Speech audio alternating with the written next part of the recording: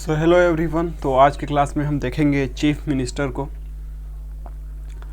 जैसे कि हमने गवर्नर के केस में देखा था कि जब हम गवर्नर पढ़ रहे थे तो हमें ऐसा लग रहा था कि ये प्रेसिडेंट का रिवीजन है। उसी तरीके से जब हम चीफ मिनिस्टर को पढ़ेंगे और इसके बाद जब हम काउंसिल ऑफ मिनिस्टर्स को पढ़ेंगे तो आपको ऐसा लगेगा कि ये भी रिवीजन है प्राइम मिनिस्टर का और जो यूनियन काउंसिल ऑफ मिनिस्टर्स होते हैं उसी का, क्योंकि जो प्रोविजंस वहाँ है same to same provisions state में भी है, क्योंकि यूनियन में भी पार्लियामेंट्री फॉर्म ऑफ गवर्नमेंट है और स्टेट में भी उसी के पैटर्न पे पार्लियामेंट्री फॉर्म ऑफ गवर्नमेंट है।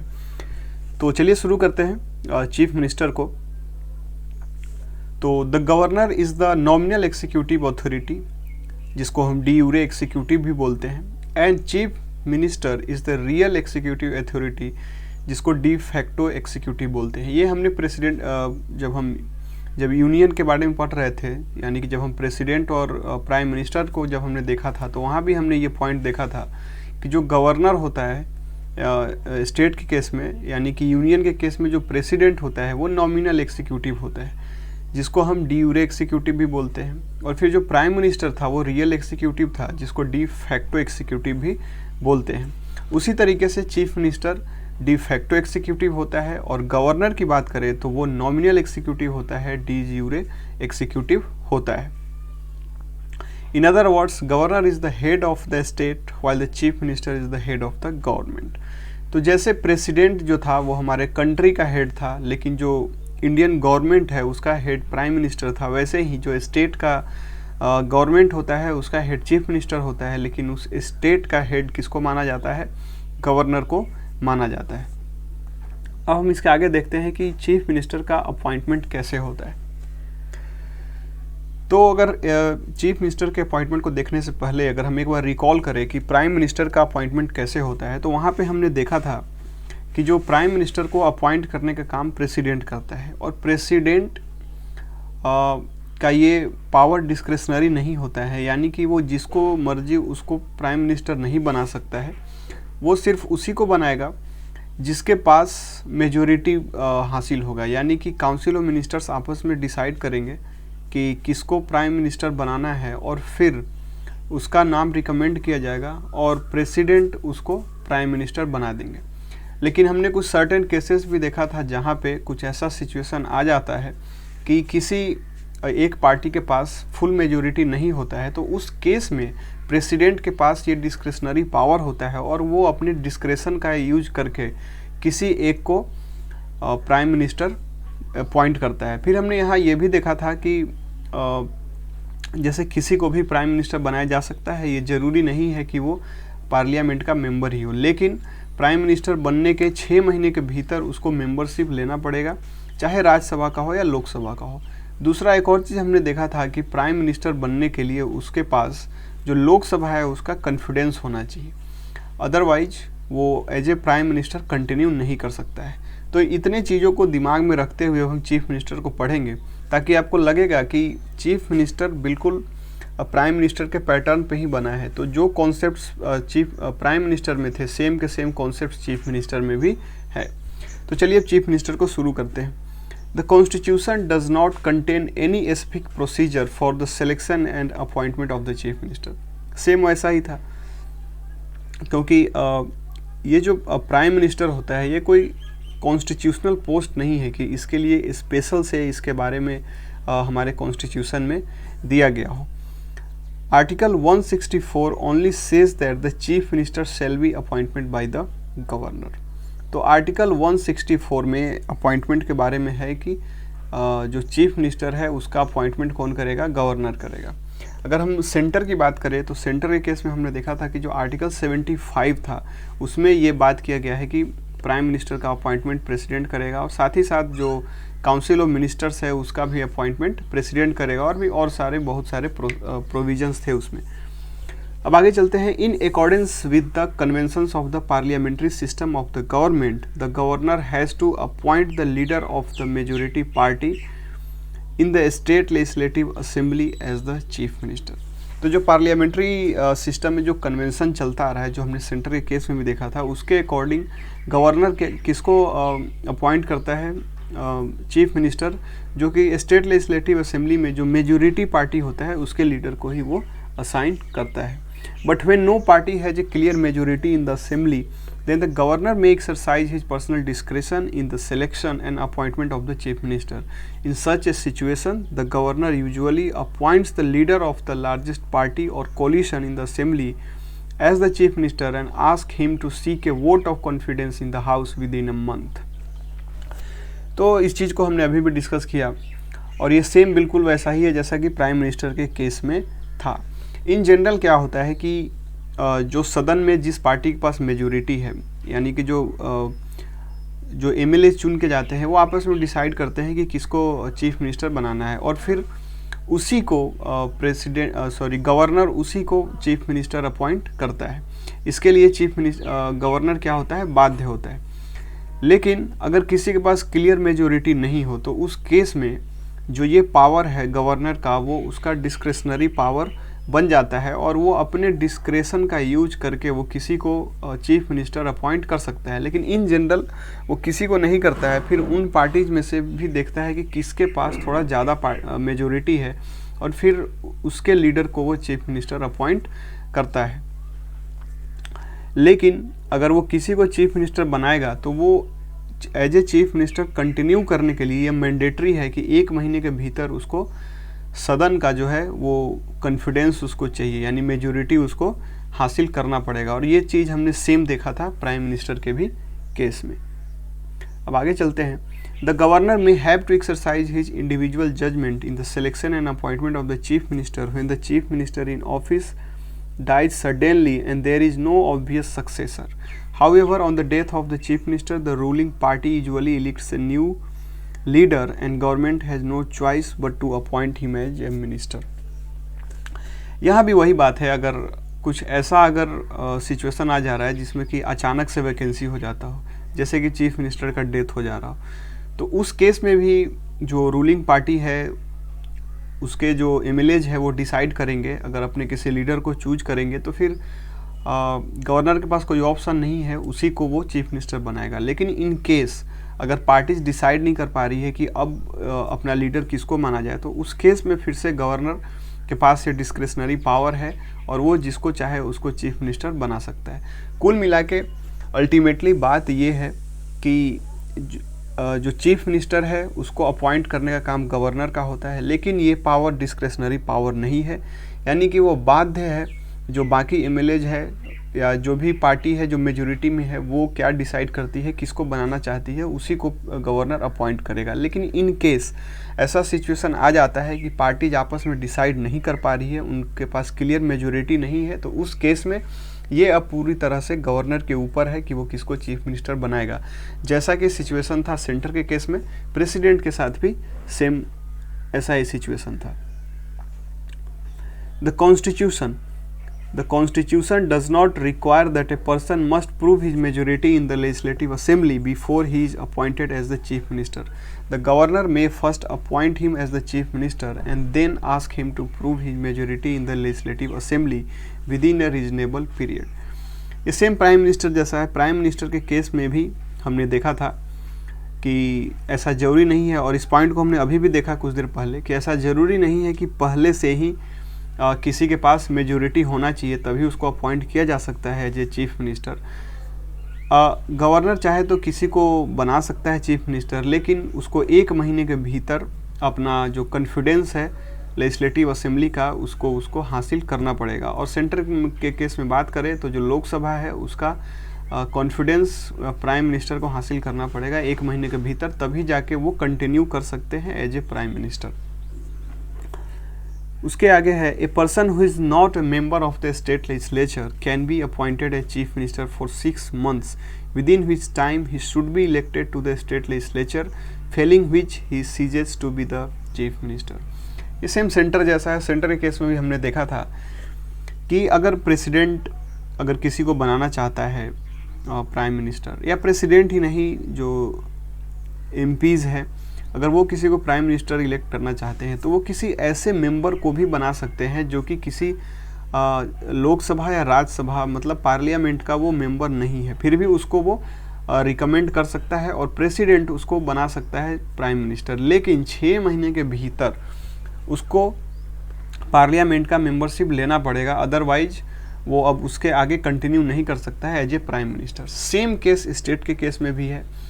अगर कोई मेंबर कोई अगर पर्सन अगर मेंबर नहीं है स्टेट लेजिस्लेचर का, उसको भी चीफ मिनिस्टर अपॉइंट किया जा सकता है, लेकिन 6 महीने के भीतर उसको मेंबरशिप लेना पड़ेगा। तो 2 कंडीशन हमने यहाँ पे देखा।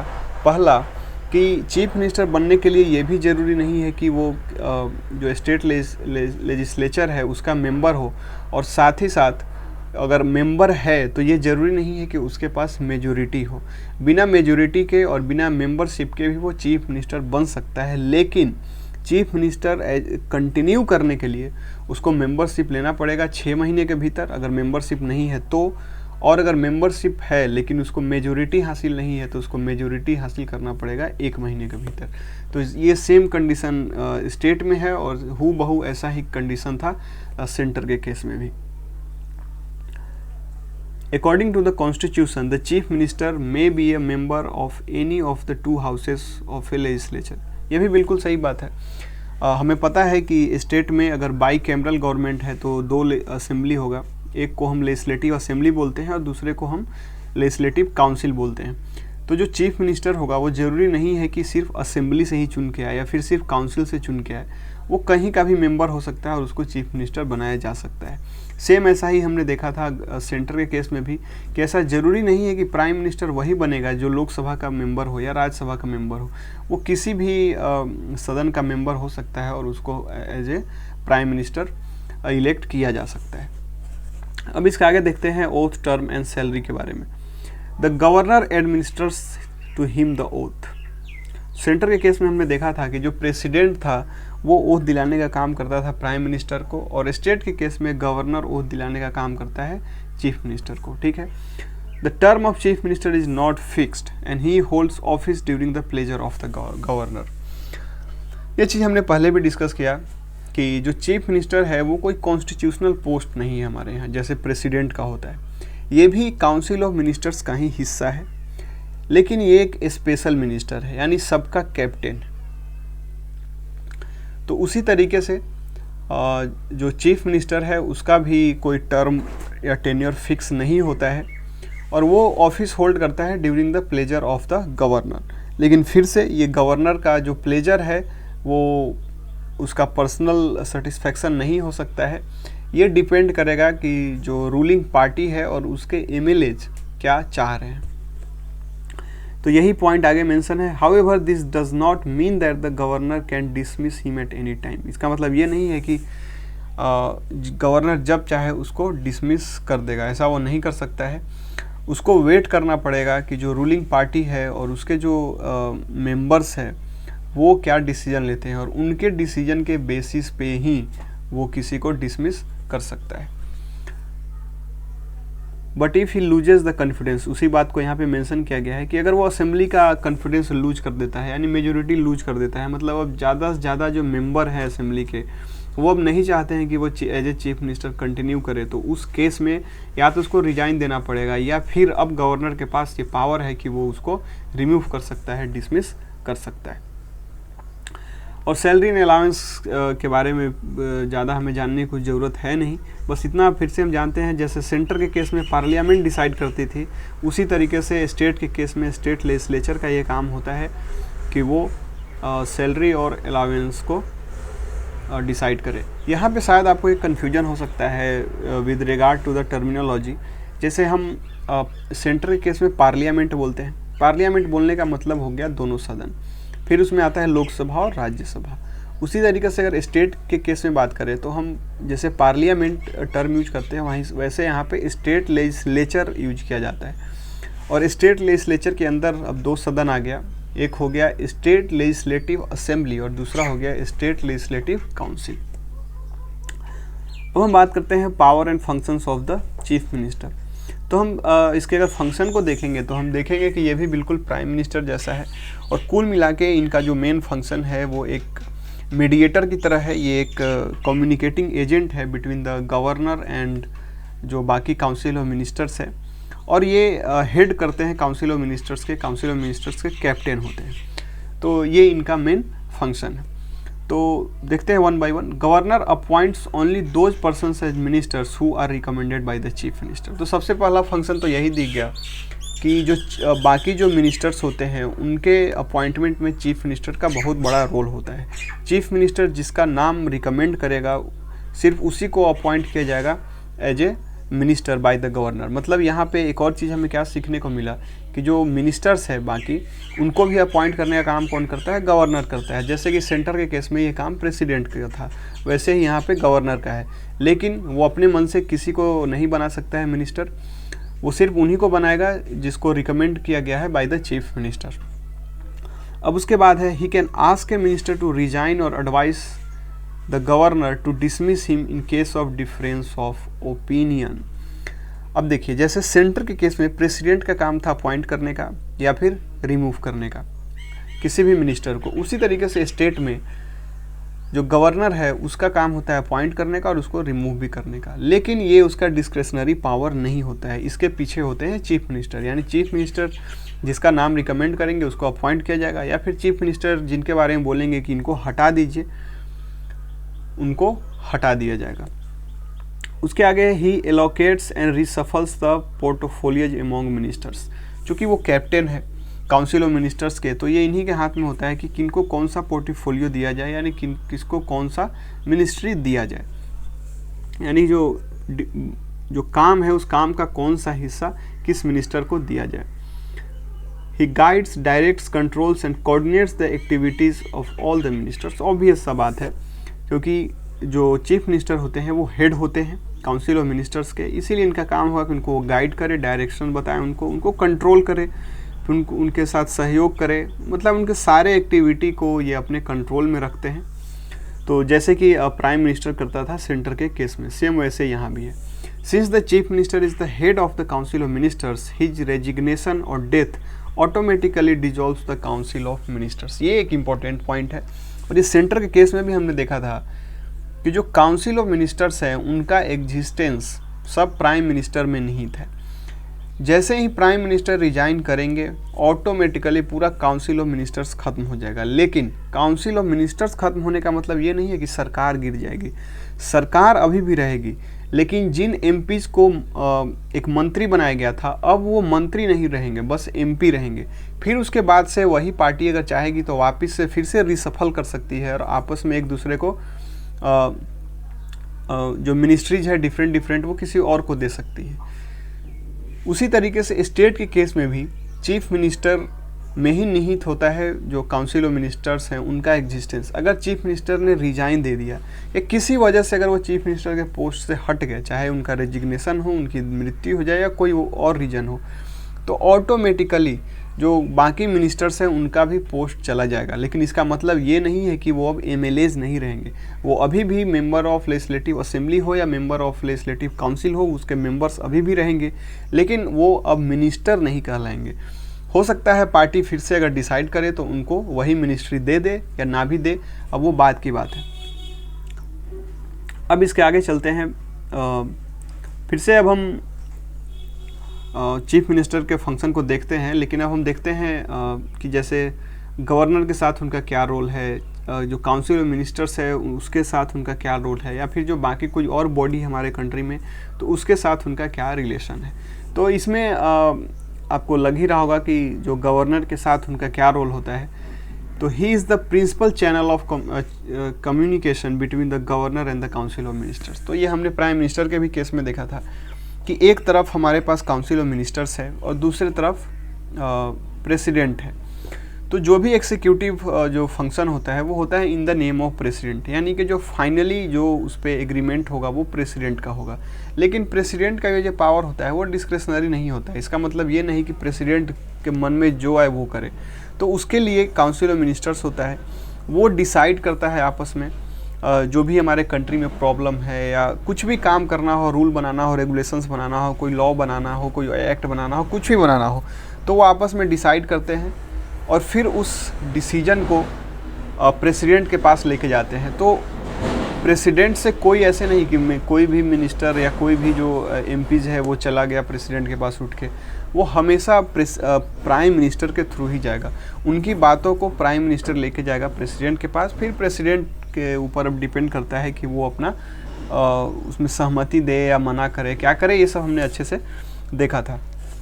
तो कुल मिला के जो प्राइम मिनिस्टर था सेंटर के केस में, वो एक कैप्टन की तरह काम कर रहा था, इसीलिए वो एक चैनल की तरह काम कर रहा था between the president and the council of ministers. उसी तरीके से सेंटर के केस में देखें तो जो चीफ मिनिस्टर है वो एक चैनल होता है बिटवीन द गवर्नर एंड जो स्टेट के काउंसिल ऑफ मिनिस्टर्स होते हैं उसके।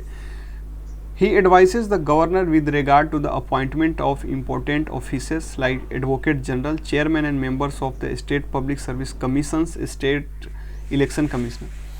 तो जितने भी कमीशंस होते हैं, हमने सेंट्रल केस में भी देखा था कि जो जितने भी कमीशन है जो यूनियन गवर्नमेंट के अंदर आते हैं, उसके जो चेयरपर्सन्स होते हैं, उसके मेंबर्स होते हैं, उसको अपॉइंट करने का काम प्रेसिडेंट का होता है। लेकिन प्रेसिडेंट अपने मर्जी से किसी को अपॉइंट नहीं करता है, प्राइम मिनिस्टर क्या करता है, रिकमेंड करता है। तो यहाँ पे आपको रोल समझ में आ रहा होगा कि उनके अपॉइंटमेंट में भी इनडायरेक्टली प्राइम मिनिस्टर का रोल है। उसी तरीके से स्टेट के केस में भी जो स्टेट लेवल के जो सर्विस कमीशंस है या जो इलेक्शन कमिश्नर है या कोई और भी कमीशंस है, तो उनके चेयरमैन और मेंबर्स को अपॉइंट करने का काम गवर्नर करता है। लेकिन वो गवर्नर सीधे नहीं कर देता है, वो करता है उन्हीं को जिनके नाम को रिकमेंड किया जाता है चीफ मिनिस्टर को के द्वारा। तो यानी कहने का मतलब ये हुआ कि इनके अपॉइंटमेंट में चीफ मिनिस्टर का रोल है, और ये होता है गवर्नमेंट के साथ, गवर्नर के साथ इंटरेक्शन से। तो अब इसके आगे हम देखते हैं कि स्टेट लेजिस्लेचर यानी कि जो सदन है उसमें क्या रोल है चीफ मिनिस्टर का। He advises the governor with regard to the summoning and proroguing of the sessions of the state legislature and can recommend the dissolution of the legislative assembly to the governor at any time। तो अगर हम centre को recall करें तो वहाँ पे हमने देखा था कि प्रेसिडेंट के पास ये पावर होता है कि वो पार्लियामेंट को कभी भी समॉन कर सकता है, उसको कुछ टाइम के लिए स्थगित कर सकता है, या फिर लोकसभा को पूरी तरीके से डिजॉल्व कर सकता है। सेम उसी तरीके से अगर हम स्टेट के केस में देखें तो गवर्नर क्या कर सकता है, स्टेट लेजिस्लेचर को बुला सकता है, उसको कुछ टाइम के लिए स्थगित कर सकता है, लेकिन कम्प्लीटली डिजॉल्व वो सिर्फ लेजिस्लेटिव असेंबली को कर सकता है, काउंसिल को नहीं कर सकता है। लेकिन यहाँ भी जो गवर्नर है वो अपनी मर्जी से नहीं कर देता है, इसके पीछे जो होता है वो चीफ मिनिस्टर होता है। वो चीफ मिनिस्टर को अगर ऐसा लगता है कि सदन को की कार्रवाई शुरू की जाए, इसको बुलाना चाहिए, तो वो एडवाइस देता है गवर्नर को ऐसा करने के लिए, और फिर फाइनली गवर्नर ऐसा करता है। सेम ऐसा ही था सेंटर के केस में भी। उसके बाद है he announces the government policies on the floor of the house.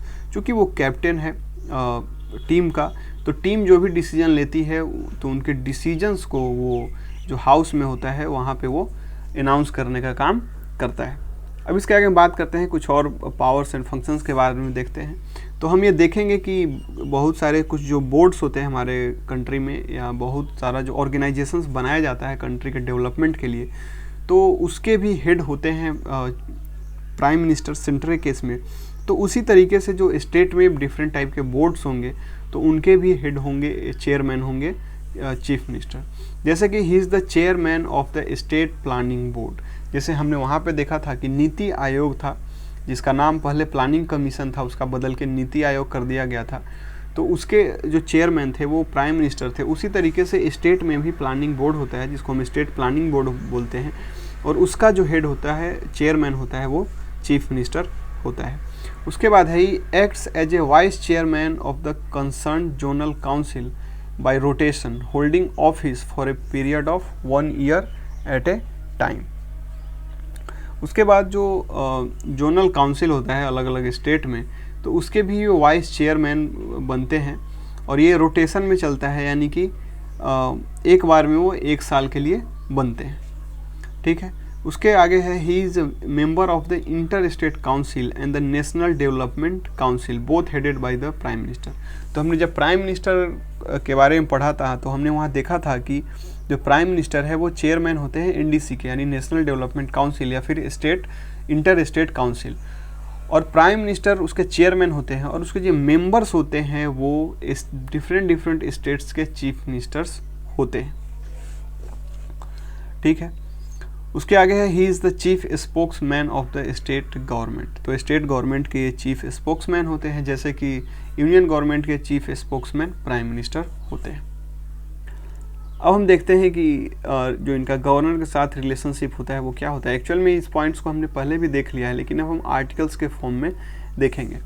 तो आर्टिकल 163 ये बोलता है कि there shall be a council of ministers with the chief minister as the head to aid and advise the governor. ये provision है हमारे constitution में article 163 में कि एक काउंसिल ऑफ मिनिस्टर्स होना चाहिए जिसको हेड करेंगे चीफ मिनिस्टर, और इनका काम होगा एडवाइस देना गवर्नर को। तो इस बात को मेंशन किया गया है 163 में, और ये कॉन्सेप्ट हमने पहले भी देख लिया है।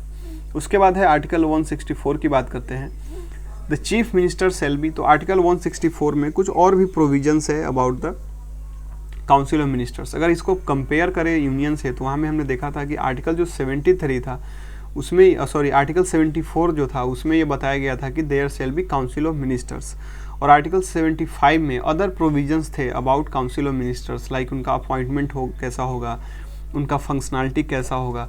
उसी तरीके से यहाँ पे आर्टिकल 164 में अदर प्रोविजंस के बारे में है, जैसे कि चीफ मिनिस्टर और काउंसिल ऑफ मिनिस्टर्स को अपॉइंट कौन करेगा। तो हमने ये पहले भी देखा कि इनका अपॉइंटमेंट का काम गवर्नर का होता है, और ऐसा नहीं है कि गवर्नर का ये पावर डिस्क्रिशनरी होता है, यानी जिसको मर्जी वो उसको अपॉइंट कर दे। हमने देखा कि जो काउंसिल ऑफ मिनिस्टर्स होते हैं सिर्फ उन्हीं को अपॉइंट किया जाता है जिनका नाम रिकमेंड किया जाता है चीफ मिनिस्टर के द्वारा। और चीफ मिनिस्टर का अपॉइंटमेंट कैसे होता है ये हमने अभी कुछ ही देर पहले देखा था।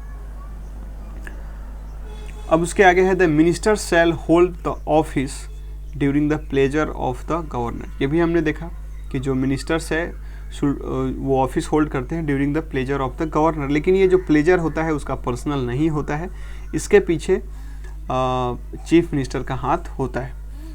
उसके आगे है the council of ministers shall be collectively responsible to the legislative assembly of the state. हमने सेंटर केस में भी देखा था ये टर्म कलेक्टिवली रिस्पॉन्सिबल। तो यहाँ भी जो काउंसिल ऑफ मिनिस्टर्स होते हैं वो कलेक्टिवली रिस्पॉन्सिबल होते हैं to the legislative assembly of the state. Center case में हमने देखा था कि वो कलेक्टिवली रिस्पॉन्सिबल होते हैं टू द लोकसभा। और इसका मतलब क्या होता है, इसका मतलब हमने देखा था कि इसका दो मतलब होता है। एक तो ये होता है कि जो काउंसिल ऑफ मिनिस्टर्स हैं वो एक साथ एग्जिस्ट करेंगे, एक साथ फंक्शन करेंगे, और वो जाएंगे तो भी एक साथ जाएंगे। फिर उसके बाद इसका हमने एक और सेंस देखा था कि जो कैबिनेट मिनिस्ट्री होता है, यानी और वो जो डिसीजन लेती है तो वो जो भी फैसला लेगी उसको मानने के लिए ये बाध्य होते हैं। ये दो चीज़ इसका मतलब होता है, और सेम वही सिचुएशन यहाँ भी है। उसके आगे देखते हैं article 167, it shall be the duty of the chief minister. यानी अब ड्यूटी के बारे में बताया गया है कि चीफ मिनिस्टर का क्या ड्यूटी होगा। वहाँ भी हमने देखा था आर्टिकल 78 में ये दिया गया था कि चीफ मिनिस्टर का क्या ड्यूटी होगा। और अगर ड्यूटी को अगर हम मोटा मोटी याद रखना चाहे तो चीफ मिनिस्टर का यही ड्यूटी होता है कि वो कैप्टन होता है काउंसिल ऑफ मिनिस्टर्स का, साथ ही साथ वो एक चैनल होता है between the governor and council of ministers. तो उन्हीं बातों को यहाँ पॉइंट फॉर्म में लिखा गया है, जैसे कि to communicate to the governor of state all decisions of the council of ministers relating to the administration of the affairs of the state and proposals for legislation. यानी कुछ भी अगर नियम बनाना हो, कुछ भी कानून बनाना हो, या कुछ भी जो डिसीजन लिया गया है काउंसिल ऑफ मिनिस्टर्स के द्वारा, उसी डिसीजन को वो डिस्कस करेगा गवर्नर के साथ। ठीक है, तो यही सब बात यहाँ पे है। अब इसके आगे आते हैं आर्टिकल 163 में, जिसमें ये दिया गया है कि एक्चुअल में ये सिर्फ आर्टिकल्स को यहाँ पे एक जगह लिखा गया है। तो अगर हम इसको फिर से अगर रिवाइज करने की कोशिश करें तो हमने अभी देखा आर्टिकल 163 एंड 164 एंड 166। तो 163 में हमने देखा था कि काउंसिल ऑफ मिनिस्टर्स होते हैं to aid and advise governor. Article 164 में देखा था जो बाकी अलग प्रोविजंस है, जैसे कि अपॉइंटमेंट कैसा होगा, उनका क्या डिफरेंट रिस्पॉन्सिबिलिटी होता है, कैसा फंक्शनैलिटी होता है, ये सब था। तो ये आर्टिकल 64 में है, और सेंट्रल केस में बात करें तो ये आर्टिकल 75 में था। उसके बाद है conduct of business of A state, जो है कि आर्टिकल 166 में है, और ये आर्टिकल 77 में था in the case of union. और conduct of business of government की बात करें तो इसमें ये होता है कि गवर्नमेंट कैसे रन करती है। तो इसमें हमने देखा था कि सबसे पहले जो काउंसिल ऑफ मिनिस्टर्स होते हैं वो किसी भी मैटर को डिस्कस करते हैं, फिर वहाँ से एक कंक्लूजन निकाल के लाते हैं, फिर प्राइम मिनिस्टर उस चीज़ को डिस्कस करते हैं प्रेसिडेंट के साथ, और फिर कुछ फाइनल डिसीजन लिया जाता है। उसी तरीके से यहाँ भी है, स्टेट के केस में काउंसिल ऑफ मिनिस्टर्स आपस में डिस्कस करेंगे, वहाँ से कोई बिल लाया जाएगा, फिर उसको डिस्कस करेंगे चीफ मिनिस्टर गवर्नर के साथ, और गवर्नर उसमें अपना एसेंट देंगे। उसके बाद है आर्टिकल 167 जिसमें कि ड्यूटी ऑफ चीफ मिनिस्टर के बारे में बात किया गया है, और अगर यूनियन में देखें तो आर्टिकल 78 में ये बात किया गया है। तो चीफ मिनिस्टर के बारे में बस इतना ही था। तो आई होप आपको ये कुछ नया नहीं लगा होगा इसमें, ये बिल्कुल प्राइम मिनिस्टर के पैरेलल है, इसलिए मैंने टॉपिक को इसी वे में लिया है ताकि ये थोड़ा इंटरेस्टिंग बना रहे। जैसे एक बार हमने president, prime minister, council of ministers में हमने मेहनत कर लिया, अब उसके बाद ये बस रिवीजन कर रहे हैं, और मैं ये पूरा कोशिश कर रहा हूँ कि चीज़ों को हमेशा रिलेट करता रहूँ ताकि आपको सब कुछ याद आता रहे। फिर अब हम अगले क्लास में हम क्वेश्चन देखेंगे चीफ मिनिस्टर पे, उसके अगले क्लास में हम काउंसिल ऑफ मिनिस्टर्स पे बात करेंगे जो स्टेट के होते हैं, फिर उस पर कुछ क्वेश्चंस देखेंगे, और उसके बाद मैं एक वीडियो लाऊंगा जिसमें जितने भी आर्टिकल्स को हमने अब तक पढ़ा उस सारे आर्टिकल्स को मैं एक जगह समराइज करके लाऊंगा, और कंपेयर करते हुए कि जैसे कोई एक प्रोविज़न है जो कि प्रेसिडेंट के लिए है वो किस आर्टिकल में मेंशन है, और सेम प्रोविज़न अगर कोई गवर्नर के लिए है तो वो किस आर्टिकल में मेंशन है। ऐसे हम कंपेयर करेंगे प्रेसिडेंट को गवर्नर के साथ, प्राइम मिनिस्टर को चीफ मिनिस्टर के साथ, यूनियन काउंसिल ऑफ मिनिस्टर्स को स्टेट काउंसिल ऑफ मिनिस्टर्स के साथ। तो इससे पूरा चीज़ जो है एक बार में फिर से रिवाइज हो जाएगा, और अगर कहीं आपको कुछ प्रॉब्लम आ रहा हो तो वो वहाँ पे और ज़्यादा क्लैरिटी आ जाएगा। तो चलिए मिलते हैं अगले क्लास में कुछ क्वेश्चंस के साथ।